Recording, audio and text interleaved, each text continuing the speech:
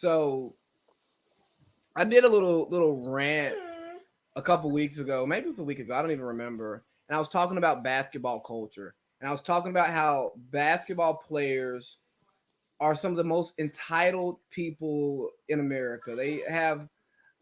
It's like basketball, and especially like in the NBA, it's like, hey, we're gonna do what the star player wants to do, or I'll leave, I'll transfer, or you know what I mean, or I'll demand a trade. Is that anything that you see at your level?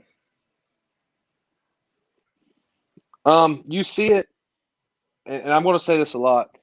You see it sometimes a lot at public schools where Okay. kids think that they're better than they are.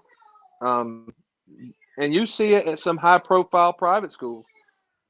At Cornerstone Prep and Ackworth, where I coach, man, our kids, like I said, they're there for the academics first, and it just so happens that we've got some great basketball players that are great students.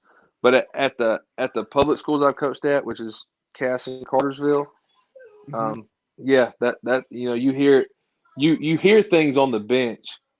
Kid comes out of the game and he's pissed off. He goes and sits at the end of the bench. Man, I'm gonna go somewhere else. I'm gonna go do this. I'm gonna go somewhere else and play. And so yeah, you're right. There are some pretty big entitled babies that play this game, and I think a lot of that has to do with, like, you watch these NBA guys now. They move around so much more than they used to. I mean, used to, a guy would say, eh, I want to be the one to turn this around. Not, I want to go team up with my buddies who's a superstar and let's go win a title. And I'm not saying that that's wrong, because these guys have to do what they got to do to get paid, because they have a life after basketball. But as far as just the basketball mentality goes, I think it all starts, and just for example, and I used to be a huge LeBron fan. I'm not so much anymore. It all kind of started uh, with him going to the Heat, and I know people are going to say, well, it really started with in Boston with their big three, and I can see It's that. nowhere.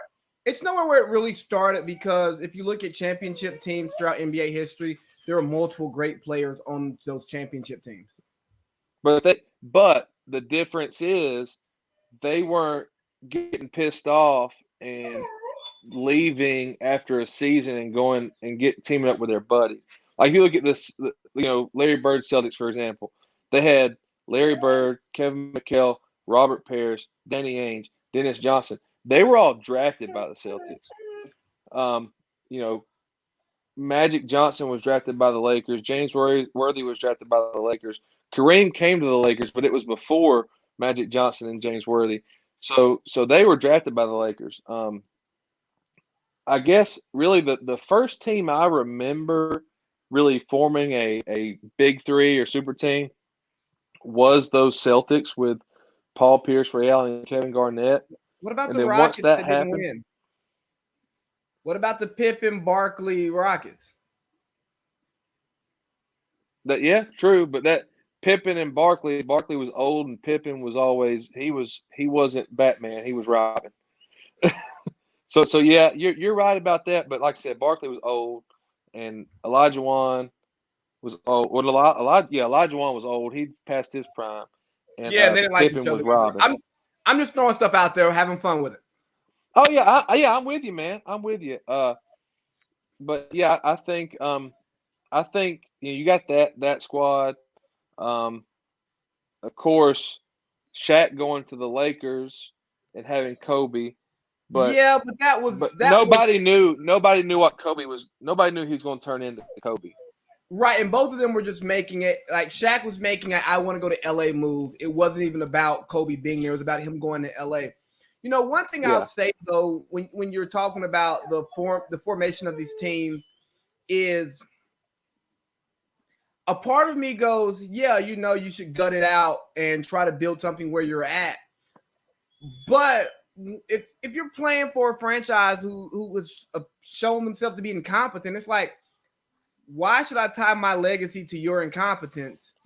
And then also, we talked about the AAU thing is when you're playing AAU, you're no longer playing with just your high school teammates, the people from your community. Depends on which program you're playing with. You might be playing with people from across the country. And then you start going to these tournaments and these camps, you make friends, you meet these people, and y'all get cool. 8 years down the road, y'all are up for a contract, and it goes, do I want to keep playing with these people I ain't even really cool with? Or do I actually want to go play with my real friends? The people I'm with you. who I text and talk to. So I think that it's just it's a multifaceted thing to where, there is a basketball element to it that people talk about. Because if you look at Kevin Durant, right, him going to the Warriors was a basketball move. It was about playing a certain style of basketball with a certain group of players. And want to win a title. Right.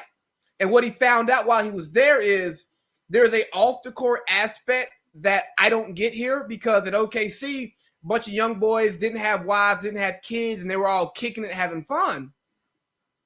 And he didn't have that in Golden State. So now I think, with him, Kyrie, and now James Harden being there, part of it is just, I like these people. These are people I hang out with off the court. So why not put our greatness on the court together? And I don't think that part gets talked about enough, because it's just not going towards other talent. It's also going towards other personalities.